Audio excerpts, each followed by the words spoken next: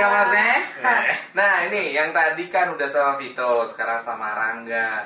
Yuk kita kulik, ngapain aja dia di Malaysia ya? Yo, ya, gimana kabarnya? Aku kabarnya alhamdulillah baik. Ya, gimana perasaan lo di Malaysia sekarang?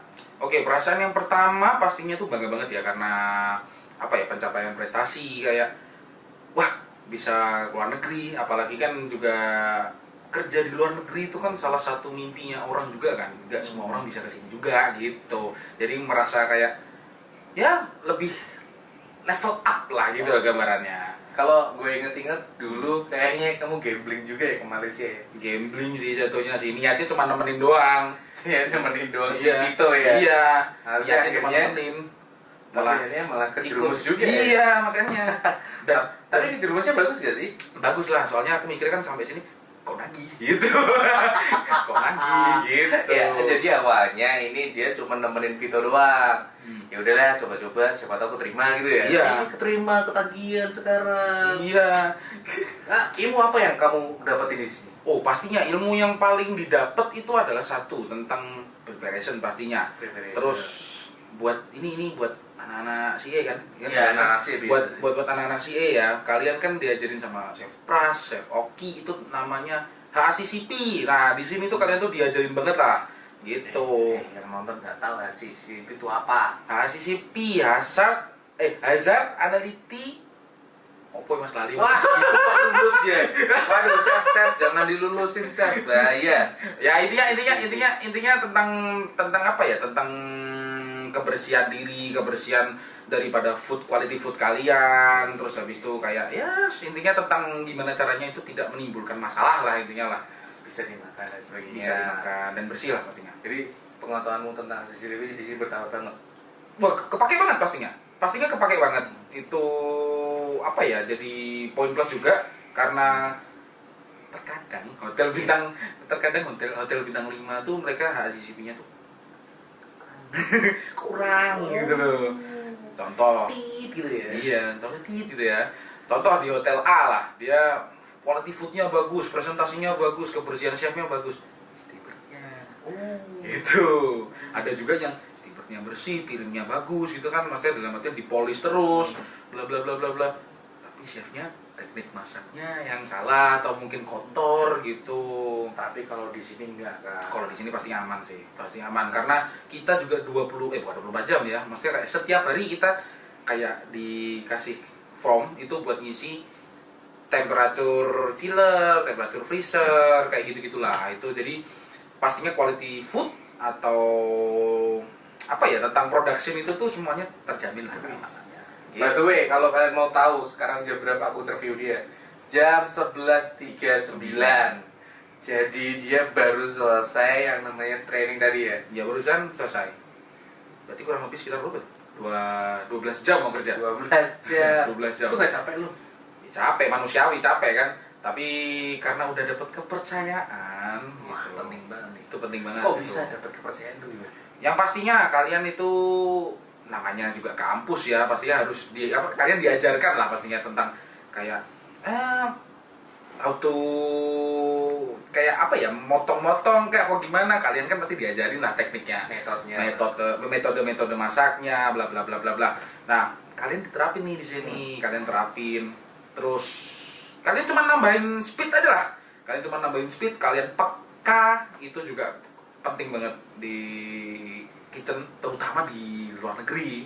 Itu apa ya, bisa dibilang Indonesia itu tuh jadi concern utamanya orang-orang luar. Maksudnya concern gimana? Orang luar negeri tuh suka banget sama namanya orang Indonesia karena apa? Gigih, ulet, dia sopan santunnya, attitude-nya tuh loh, itu yang paling mereka pertahankan gitu, Mas. Jadi perkembanganmu yang signifikan yang kamu rasain sendiri waktu di Westin sendiri untuk training apa? Yang paling dirasain signifikan tuh adalah apa? Kalau aku itu ngerasanya adalah to be a leadernya, itu paling kerasa. Contoh misalnya dari banyaknya intern di sini atau anak-anak magang di sini, itu kan yang dari Indonesia juga mereka nggak semuanya kuliah di Indonesia. Ada yang mereka kuliahnya di sini. Bahkan ada yang kampusnya tuh sampai ratusan juta gitu Mas. Wow, Ya. grafis enggak kan? Enggak sampai ratusan juta. Enggak. Cuman puluhan doang. Iya, ya. cuman Balik modal. Iya. Cuman balik modal. Gitu.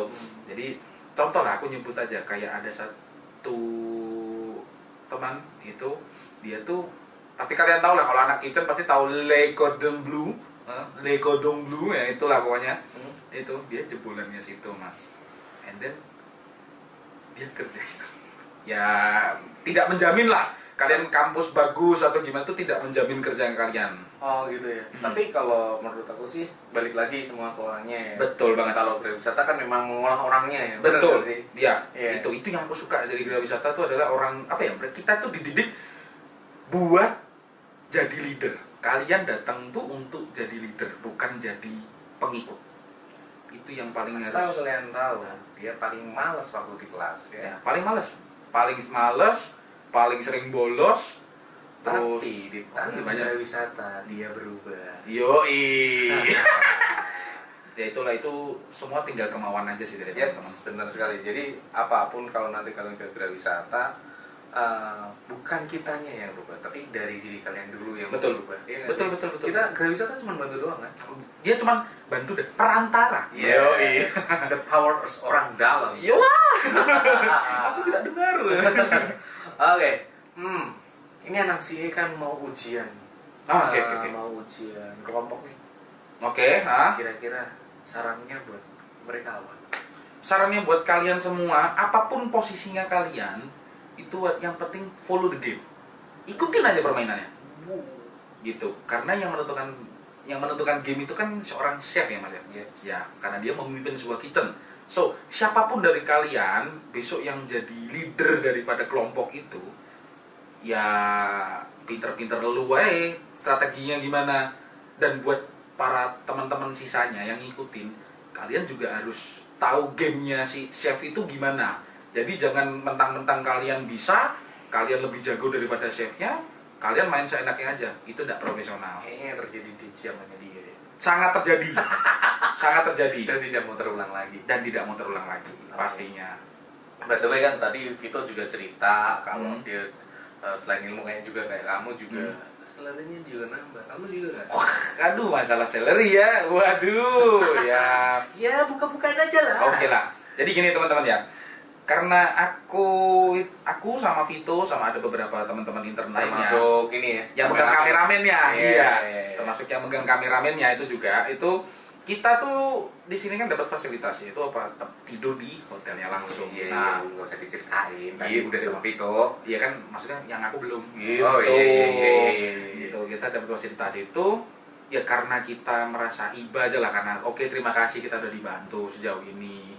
Ya kita apa ya, tanda terima kasihnya kayak charity lah, charity dalam apa ya, kayak ikhlas gitu loh, kerja ikhlas gitu loh, overtime kayak gitu, sengaja di overtimein, tapi overtimenya nggak ini sih, yang berkualitas ya? yang berkualitas pastinya, bukan yang sekedar cuman oke, kalian udah 10 jam kerja dilebihin cuman 30 menit atau berapa ya, itu mah bukan overtime gitu. Nah kalau overtime tuh bener-bener yang kayak 1 jam 2 jam tapi tanpa alasan ya, maksudnya tanpa alasan, no reason. Kalian kalau mau overtime ya overtime, kalau enggak ya udah balik gitu.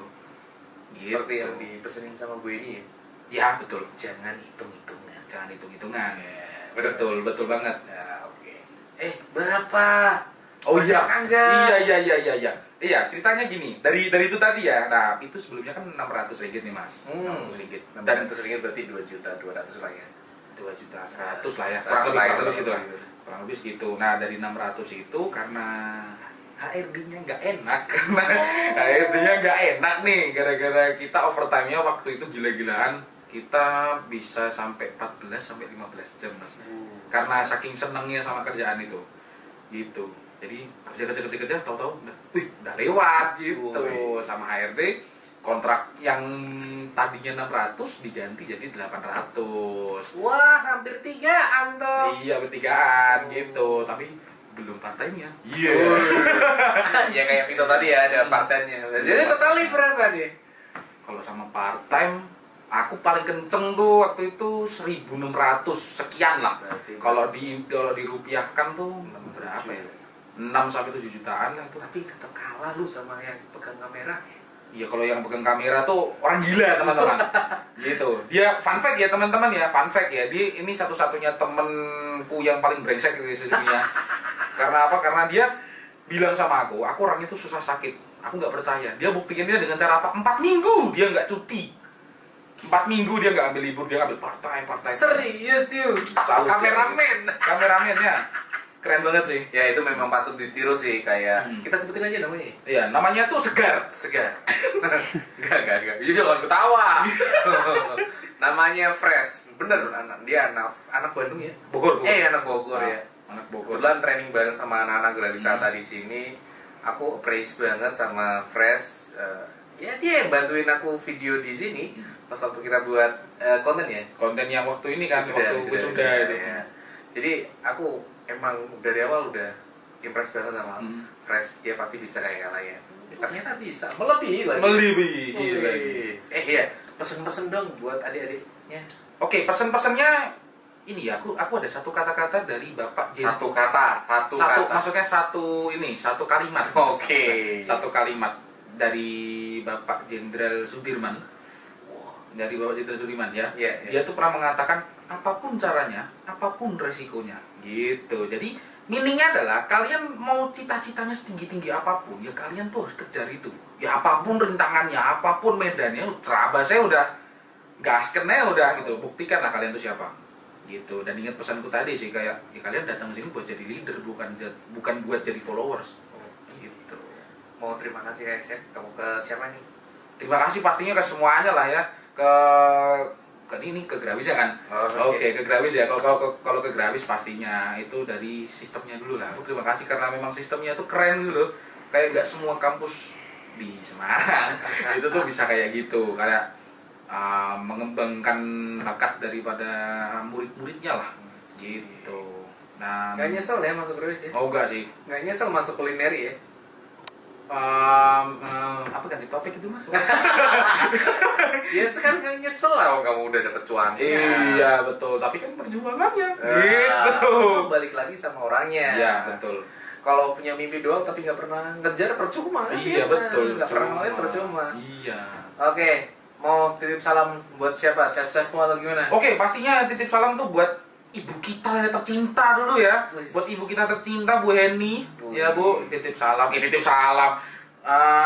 Sehat-sehat selalu lah Bu, pokoknya di Semarang buat jadi pedoman murid-muridnya ke depan gitu. Gak persen ya.